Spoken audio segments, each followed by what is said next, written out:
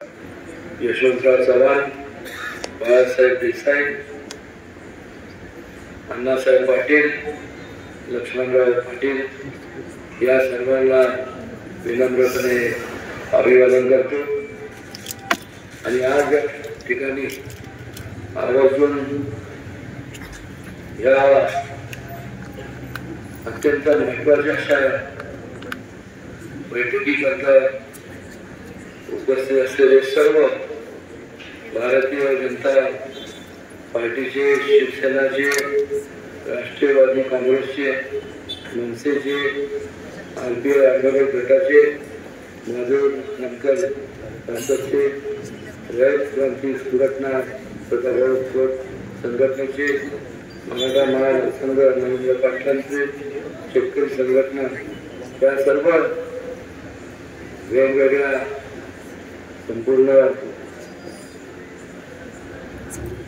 या ठिकाणी उपस्थित आवर्जून आमच्या विनंतीला मान देऊन या ठिकाणी उपस्थित असलेले सर्व आपण सर्व आणि त्याचबरोबर सातारा विकास आघाडी, नगर विकास आघाडी ते सर्व आजी माजी सर्व पदाधिकारी उपस्थित सर्व शिवेंद्रराजेंचा वाढवड देणारे सर्व प्रमुख मंडळी, त्याचप्रमाणे आवर्जून या ठिकाणी मला पाठमार्गन करणारे सर्व माझे मित्रमंडळी, उपस्थित सर्व आपण मान्यवर, आपण सर्व या ठिकाणी उपस्थित असलेले सर्व लोकशाहीचे राजे, आज या बैठकीकरता आवर्जून त्या ठिकाणी उपस्थित असलेले आमचे बंधुराज या संपूर्ण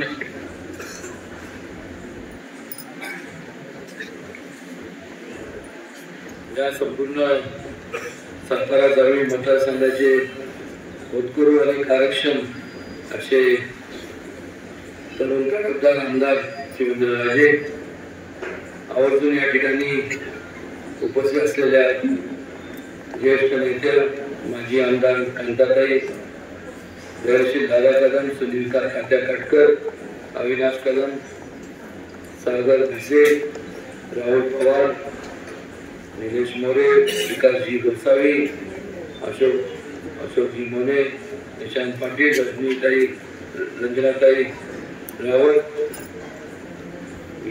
गीताताई कदम, अमोलजी मोहिते, जयवंतराव भोसले, जयेंद्रजी चव्हाण,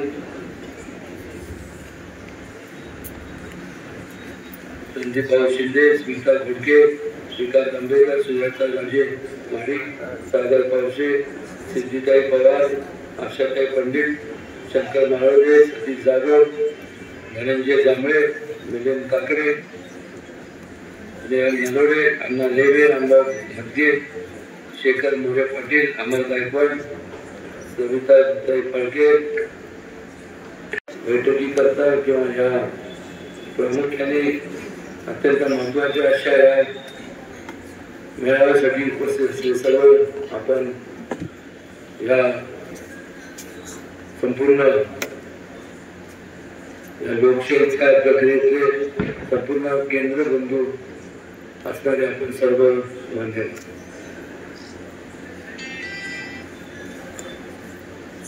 अत्यंत विस्तृतपणे मी ऐकत होतो आणि शिवेंद्रराजांनी फार विस्तृतपणे त्यांनी त्यांचे मनोगत व्यक्त केलं।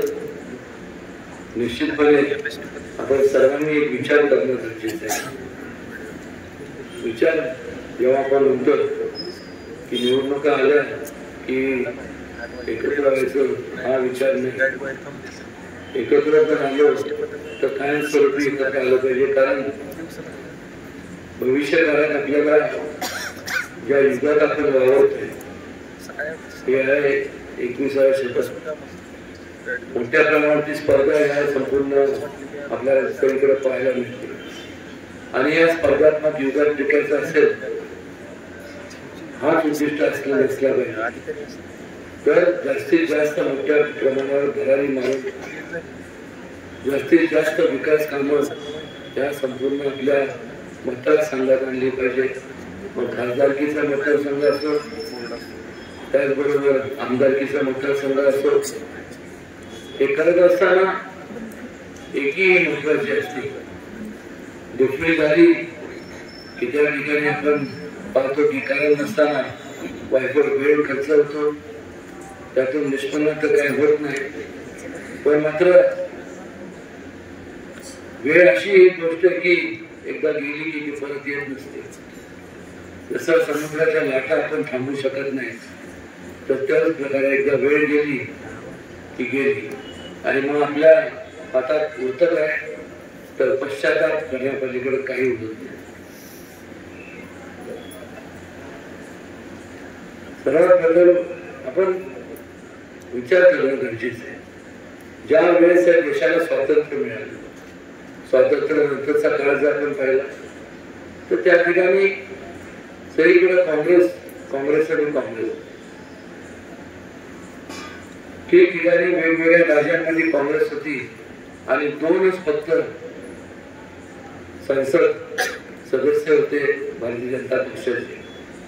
एक म्हणजे अटल बिहारी वाजपेयीजी आणि दुसरे लालकृष्ण अडवाणीजी.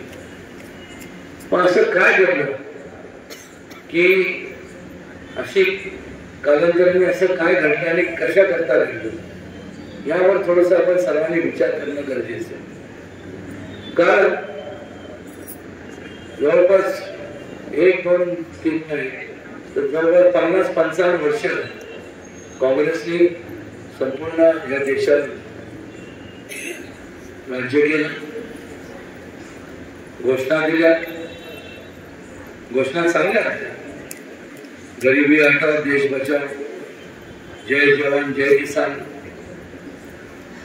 पण मात्र या संपूर्ण ज्या घोषणा होत्या त्या फक्त आणि फक्त निवडणुकीपुरतं, आणि जोपर्यंत मतदान तुमचं मतपेटीद्वारे तुमचं मत तुम्ही देत नाही तेवढा पुरतच मर्यादित राहिले.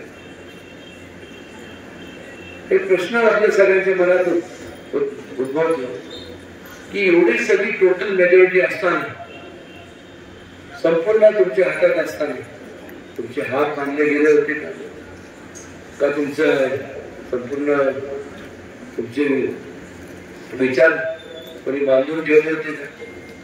पण मात्र मोठ्या प्रमाणावरती एक प्रकारचा अहंकार निर्माण झाला होता. निवडणुकीच्या काळात अगदी बेबीच्या डेटापासून तळागाळातल्या लोकांबद्दल आम्ही हे करू ते करू हे करू ते करू. पण मात्र ज्या दिवशी निकाल लागला, पदभार स्वीकारल्यानंतर त्याच तळागाळातल्या लोकांकडून अक्षरशः आपण काय म्हणतो असं पाठ फिरवण्याचं काम केलं. लोक वैतागले होते. पर्याय नव्हता. करायचं काय, एकतर यांच्या सोबत राहायचं, नाहीतर मग गप गुमान घरी बसायचं. पण शेवटी कुठे ना कुठं तरी ज्या वेळेस अति उन्माद होतो, अति तिचा माते ज्याला म्हणतो, त्यामुळे आज आपण जी अवस्था पाहतोय की 2 बदलून आज केंद्रात गेले 10 वर्ष संपूर्ण टोटल मेजॉरिटीची सत्ता काँग्रेस, आपले भारतीय जनता पक्ष आणि मित्र पक्षांची आहे. तेच आपल्याला वेगवेगळ्या राज्यात पाहायला मिळतं. एका तर त्या काळात घोषणा दिल्या गेल्या होत्या, पोकळ घोषणा. त्याच घोषणा त्या पोकळ त्या काळात होत्या. त्या घोषणावर अंमलबजावणी जर कोणी केली असेल तर भारतीय जनता पक्षाने केली, त्यांचे मित्र पक्षांना सोबत घेऊन केली. आणि म्हणून लोकांचा विश्वास संपादन भारतीय जनता पक्षामध्ये जास्त भक्कम झाला. आणि त्यामुळे आज आपण ठिकठिकाणी गेल्यानंतर आज दुसरं कोणाचं नाव घेतलं जात नाही, पण भारतीय जनता पक्षाचं नाव घेतलं जातं. भारतीय जनता पक्ष आज हा केवळ आपल्या देशातला सगळ्यात मोठा पक्ष नाही, तर संपूर्ण जगभरातला सगळ्यात मोठा पक्ष म्हणून त्यांनी त्याची ओळख निर्माण झालेली आहे. हे कधी होतं, हे त्याला काय जादूची काढली किंवा असं काय जर असतील काही आशांनी होत असतं तर ते कधीच काँग्रेसच्या हातून सत्ता गेली नसते. हे आपण सर्वांनी समजून घेतलं पाहिजे. वेगवेगळ्या क्षेत्रामध्ये जिथं खऱ्या अर्थाने त्या काळात लक्ष दिलं गेलं, सोयीप्रमाणे दुर्लक्ष केलं. पण हे बारीक बारीक गोष्टी आहेत. एक इंग्लिशमध्ये एक म्हण आहे की it is the small things in life that count, not the big thing. म्हणजे छोट्या गोष्टी ह्या आयुष्यात बरंच काही आपल्याला दिशा देण्याचं काम करतात. महिलांचं सक्षमीकरण असेल, युवकांचं संपूर्ण युथ एम्पॉवरमेंटचं काम असेल, आपल्या मेक इन इंडियाची प्रोग्राम असेल, सायन्स अँड टेक्नॉलॉजी असेल, त्यानंतर स्पोर्ट्स ऍक्टिव्हिटी असेल, डिफेन्स असेल, इन्फ्रास्ट्रक्चर असेल, त्या अगोदर फक्त घोषणा होत होते पण आपल्याला काय पाहायला मिळायचं नाही. पण आज ज्या ज्या तुम्ही शहरात जाता, वेगवेगळ्या जिल्ह्यात जातात, त्या प्रत्येक ठिकाणी जिल्ह्यामध्ये असं एकही जिल्हा नाही, त्या जिल्ह्यातला असं एकही तालुका नाही की तिथं आपल्याला कामं चालू आहेत असं दृश्य पाहायला मिळत नाही.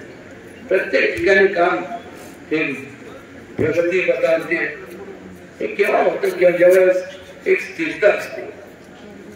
स्थिरता केव्हा असते? ज्यावेळेस एक प्रकार जेव्हा लोक एका विचाराने एकत्र येतात. कारण की आपल्याला माहित आहे की जेव्हा स्वार्थापोटी जेव्हा कोएलिशन गव्हर्नमेंट होतं, काँग्रेसच्या काळात काय झालं, मिली जुली सरकार आपण म्हणतो ना कोएलिशन गव्हर्नमेंट, तेव्हा लोक एकत्र आले. पण तेव्हा लोक स्वार्थाने प्रेरित होऊन एकत्र आले की मला आमच्या पक्षाला हे आपल्याला हे मिळालं पाहिजे, आपल्याला हे एवढं मंत्री मदत मिळायला पाहिजे, हे सगळं आपण म्हटलं. कारण त्यांचे विचार संकुचित होते. हे सर्व नॅशनल लेवलचे पक्ष होते, ते रिजनल पार्टी होते, प्रादेशिक पक्ष होते. तेव्हा प्रादेशिक पक्षाचा विचार हा कधी व्यापक असूच शकत नाही. त्यांनी तेवढ्या पुरतच त्यांनी विचार केला, हा तेवढ्या पुरता विचार केला. आणि ज्या वेळेस कुठला निर्णय घ्यायचा त्यावेळेस त्या काळामध्ये जेव्हा वेळ यायची त्यावेळेस अक्षरशः ब्लॅकमेलिंग चालायचं, आम्हाला हे केलं, आम्हाला हे दिलं तर आम्ही मतदान करणार. त्यामुळे 5 वर्षांच्या कालावधीमध्ये जो 5 year डेव्हलपमेंट प्लॅन असतो तो कधीच राबवला गेला की दुर्दैवाने या ठिकाणी सांगत होतो. त्या काळात जो राबवला गेला असतं आणि त्यावेळेस जर भाजपचं सरकार असतं तर आज देश कुठल्या कुठं अजून घराघरात गेला असता. 50 वर्ष म्हणजे 50 वर्ष हा छोटा कालावधी नाही, मोठा काळ आहे. आणि जर त्या काळात ते दीर्घ करू शकले नाही तर ह्या आता काय करणार, त्यांच्याकडनं अपेक्षा ठेवायची तरी काय. खरं तर मला असं कधी कधी वाटतं की ह्या लोकांची नैतिक दृष्ट्या काँग्रेस आणि काँग्रेसची जी महाविकास आघाडी त्यांची नैतिक दृष्ट्या नैतिकता पण की लोकांसमोर जाऊन मत मागायची. कारण 50 वर्षाचा जो बॅकलॉग आहे तो कशामुळे का तुम्ही कामं केली नाही त्याचं उत्तर द्या लोकांपुढे जात असताना. नाही आता तर उठाव केले नाही. पण काय झालं त्यावेळेस आता जे ज्येष्ठ नागरिक म्हणून आपण त्यांच्याकडे पाहतो, एक 40-50 वर्षापूर्वी एक ज्येष्ठ होते, ते तरुण होते आणि ते सुद्धा त्यांच्या ऐन उमेदीच्या काळ होता त्यांचा. त्यावेळेस संधी त्यांना उपलब्ध शासनाच्या माध्यमातून झाली नाही, कुठला असे प्रोग्राम राबवले गेले नाही. त्यामुळे त्यांचं संपूर्ण आयुष्य असंच निघून गेलं. 1-2 करता 10, 20, 15, 20, 25 बघता 65 झाले, 70 झाले.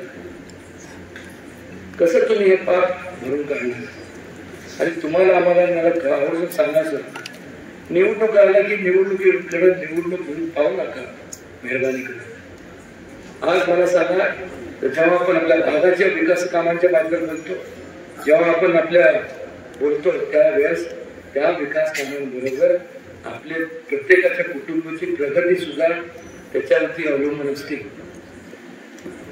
आपण सदन होतो, प्रत्येक कुटुंबाच्या तरुण आहेत, जरी आज तरुण असले तर उद्या हे देशाचं भविष्य काय आहे. त्या काळात जे तरुण होते ते विकास कामांपासून बाजूला त्यांना विकास कामं करता आली नाही किंवा त्यांना जी भरारी मारायची ती मारता आली नाही. कृपया करून तुमच्या कुटुंबातले जे उद्या तुमचा आधार असणार आहे, त्या देशाचा आधार असतो, देशाचा भविष्य काळ आहे, त्याला त्याचा विचार आपण केला पाहिजे. आज एका बाजूला आपण काय पाहतो तर मोदींच्या माध्यमातून चांगलं नेतृत्व या देशाला मिळालं. वेगवेगळ्या बारकाईने संपूर्ण दिल्ली असताना गरज घेऊन गाठभेट सभागृहात होती, त्यावेळेस अनेकदानी बारकाईने पाहत असतो, बारकाई बघत असतो. हे केव्हा होतं ज्यावेळेस मनात अंतःकरणात हेतून वाटतं. आणि त्यामुळं एका बाजूला प्रगती पथावर त्या देशाला नेणाऱ्या एक व्यक्ती आणि दुसऱ्या बाजूला काँग्रेस आणि त्यांचे संपूर्ण त्यांचे मित्रपक्ष आजपर्यंत त्यांना त्यांनी त्यांचा पंतप्रधानांचा उमेदवार देखील ते जाहीर करू शकले नाही.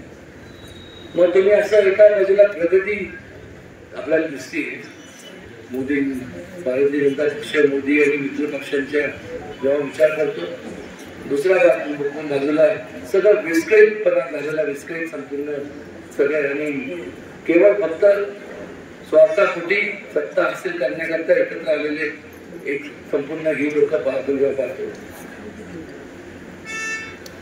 मला आवडून सांगायचं की ज्या वेळेस लोक एका विचाराने एकत्र येतात, जेव्हा उद्दिष्ट हे त्यांनी कायम असतं, एक असतं, त्यावेळेस अशा लोकांना एकत्र ठेवण्याकरता कुठल्या आमिषाची किंवा कुठल्या दबावाची किंवा कुठल्याही प्रकारे त्यांना एकत्र ठेवण्याकरता गरज लागत नाही. ते एकत्र राहतात, कायमस्वरूपी एकत्र राहतात, कारण की त्यांचं जे एम आहे, त्यांचं उद्दिष्ट आहे आयुष्यातलं ते सगळ्यांचं एक असतं. पण जेव्हा स्वार्थापोटी लोक एकत्र येतात, प्रत्येकाचं जेव्हा स्वार्थ साधला जातो, त्यावेळेस त्याच्या अगोदर त्यांना एकत्र ठेवण्याकरता पैशाचा किंवा आमिषाचा किंवा त्यांना बाकी वापर करून एकत्र त्यांना ठेवावं लागतं. आणि त्यांचा स्वार्थ साधल्यानंतर ते आपापल्या दिशेने ते निघून जातात. म्हणजे आपल्याला काय दिसतं, एका बाजूला प्रगती मोदीजींच्या आणि भारतीय जनता पक्ष आणि त्यांच्या मित्र पक्षाची वाटचाल, आणि दुसऱ्या बाजूला आपल्याला काय दिसतं, ते विस्कळीत संपूर्ण सगळे विखुरलेले पक्ष जे एकत्र राहिले, कुठलाही लीडर नाही. म्हणजे याचा अर्थ काय, अधोगती. आपल्याला अधोगतीच्या मार्गाने जायचं नाही, आपल्याला जायचंय तर प्रगतीच्या मार्गाने जायचंय. आपल्याला प्रगती ह्याच्याकरता करायची की देशाला आपल्याला महासत्तेकडे न्यायचंय.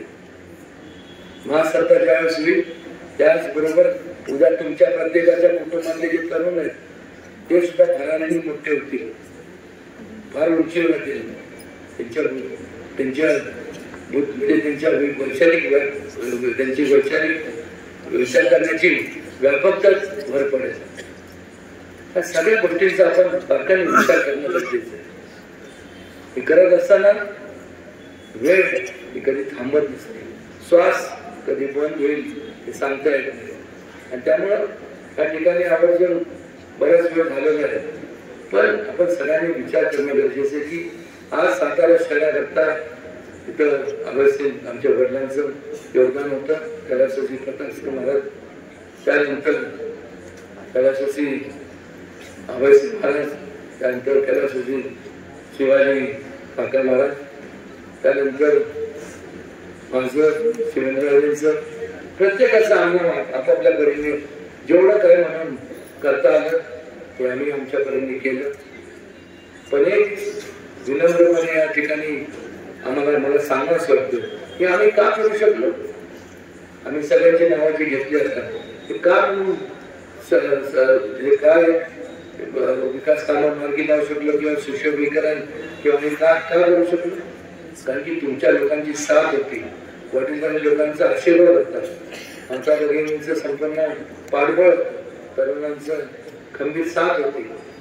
त्यामुळे आमच्या वडिलांपासून आजपर्यंत त्या ठिकाणी हे सगळं आम्हाला करता आलं.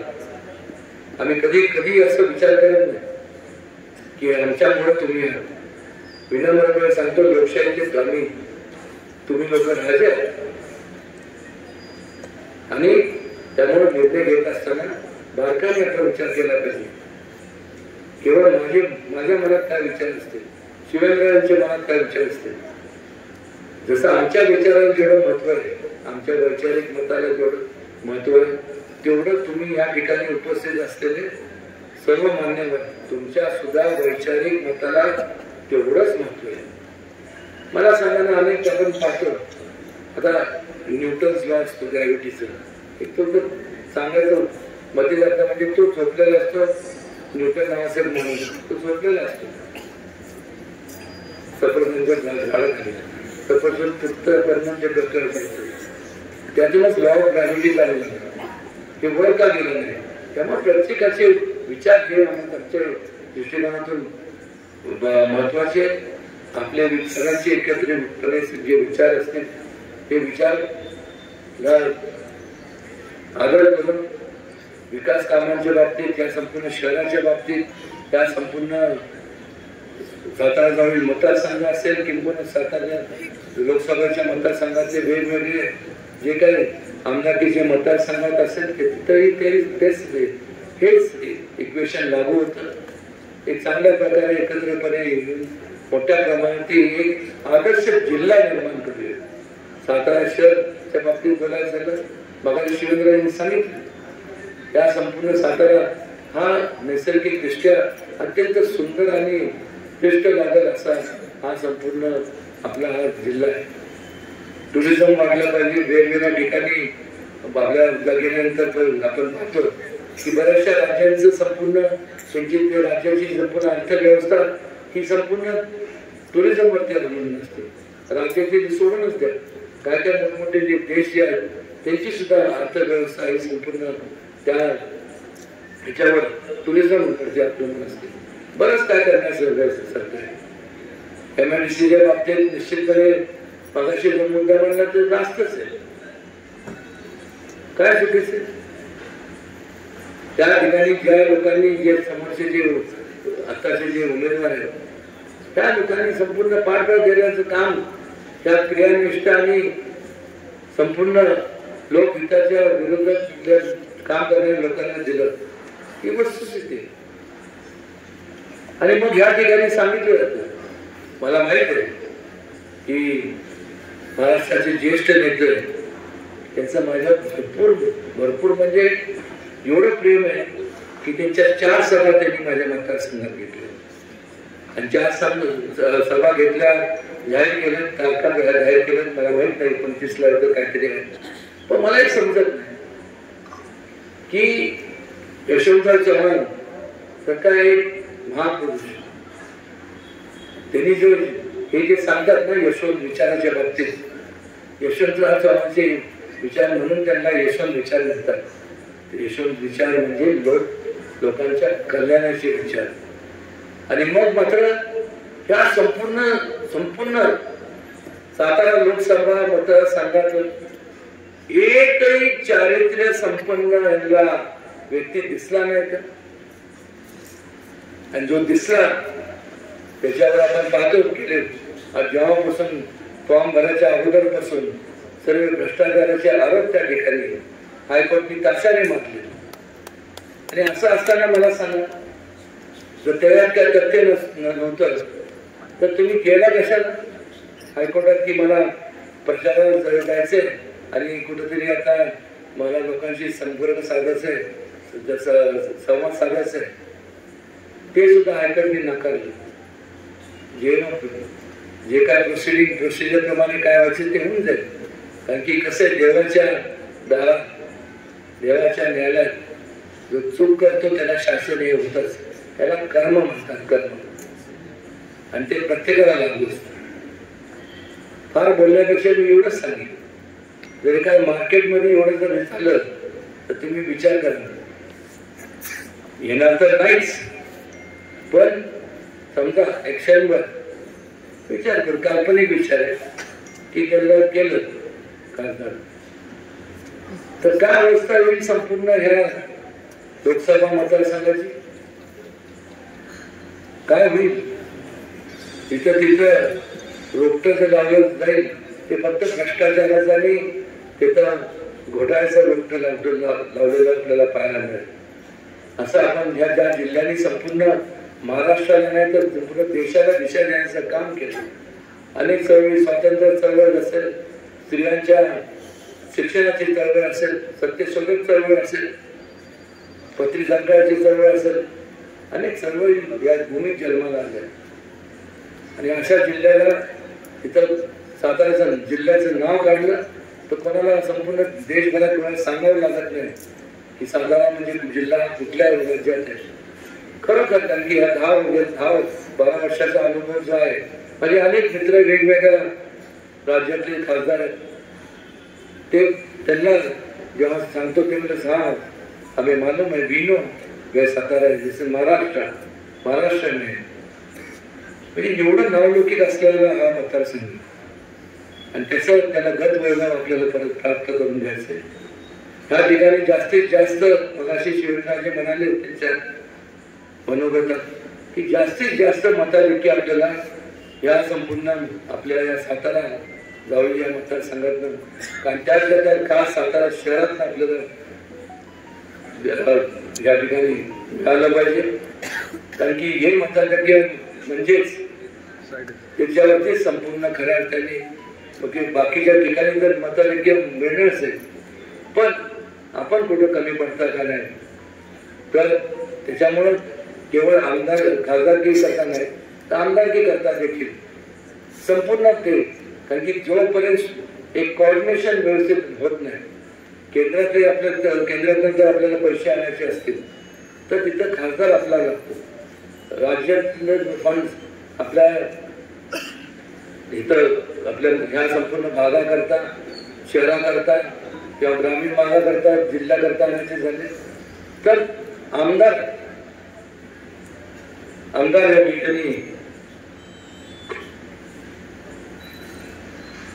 या ठिकाणी आपल्याला लागतो. आणि त्यांचं लोक असं एक त्या पक्षाचे दोघे आमदार खासदार असले तर विषय काय मला सांगू, तुमचे सगळे प्रश्न असे चुटकी मारतो तसेच तुम्हाला सगळे सोडवले जातील. वेळ बराच झाला नाही म्हणण्यापेक्षा माझ्या घड्याळात तर आता 10ला 5 मिनिटं कमी आहे. आता तुम्ही काय माहिती नाही माझं, मी माझ्या दुसऱ्याचं घड्याळ बघत नाही, माझ्या घड्याळ माझी कोण आहे. पण ह्याच असंच घड्याळ आणि हातात कमळ आणि धनुष्य बाण घेऊन संपूर्ण आपण फार मोठी प्रमाणावरती प्रगती पथावर जाऊया एवढंच या प्रसंगी मला सांगायचं होतं. आणि मला विश्वास बसत नाही खऱ्या अर्थाने की आपण एवढा शांतपणे माझं संपूर्ण मनोगत ऐकून घेतलं. मला वाटलं की थोडंसं चुळबुळ होईल पण थँक्यू. माझं तुटकं जे काय मनोगत होतं पण मनापासून मी बोललो आणि असंच आपल्या सगळ्यांनी जाऊन जास्तीत जास्त सातारा जिल्ह्याची पूर्ण एक सातारा जिल्हा, सातारा शहर एक आदर्श शहर आणि जिल्हा बनवूया, जेणेकरून त्या संपूर्ण महाराष्ट्रातले वेगवेगळ्या जिल्ह्यातून लोक ह्या ठिकाणी आले पाहिजे, सांगितलं पाहिजे. जिल्हा असावा तर सातारा जिल्ह्यासारखा. आज आपल्याला माहिती आहे की सातारा लोकसभा मतदारसंघात 6 आमदारकीचे मतदारसंघ आहेत, त्यापैकी 4 महायुतीचे आमदार त्या ठिकाणी आणि जे 2 ठिकाणी जे महाविकास आघाडीचे जे आमदार आहेत त्या ठिकाणी तेवढ्या तुल्यबळचे तिथं उमेदवार आहेत. त्या ठिकाणी आपली ताकद आहे. मागच्या वेळेस मताचं विभाजन झालं नसतं तर आता 4 विभाजन झालं नसतं तर 6 आणि भविष्य काळात ज्यावेळेस संपूर्ण आमदारकीची खासदारकीनंतर आमदारकीची निवडणूक त्या लोकसभेच्या मतदारसंघात ज्यावेळेस लागेल त्यावेळेस निकाल लागल्यानंतर आपण पाहाल की 6 हे हे महायुतीचे आमदार असलेले आवाज या ठिकाणी नमूद करतो आणि वेळ आपला जास्त काही घेत नाही. पुन्हा एकदा आमच्या विनंतीला मान घेऊन आपण सर्व आपला बहुमोल वेळ खर्च करून या ठिकाणी आला त्याबद्दल उद्देश माझ्या वतीने शिवेंद्र यांच्या वतीने मी आपल्या सगळ्यांचं स्वागत करतो आणि आपले आभारी मानतो.